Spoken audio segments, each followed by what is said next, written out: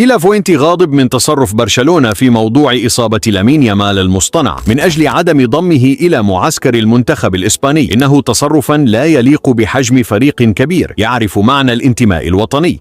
أنه عيبا كبير يا لابورتا. هذا الصباح كنت مع لامين لتهدئته، كان يرغب في البقاء.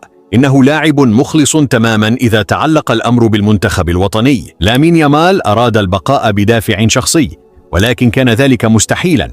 كنا معه وودعناه وهو ودع جميع زملائه أيضا، ولكنه طبعا لا يستطيع رفض قرار برشلونة الذي اصطنع قصة إصابته هذه. وأضاف: أنا مذهول، لم أمر بموقف كهذا من قبل، ولا أظن أنه أمر طبيعي. الجميع تفاجأ، لا تعرف شيئا، لا تصلك أي أخبار ولا تعرف أي تفاصيل، ثم يخبرونك فجأة.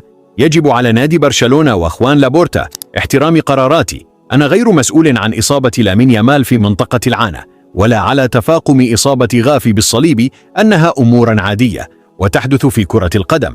إذا كان اللاعب جاهزا فأنا استدعيه، وإذا رأيته غير جاهز لا أستطيع فعل ذلك. طبعا أنا ليس عدوا برشلونة حتى يعاملوني هكذا. والآن ما رأيك فيما قامت به إدارة برشلونة مع دي لا فوينتي؟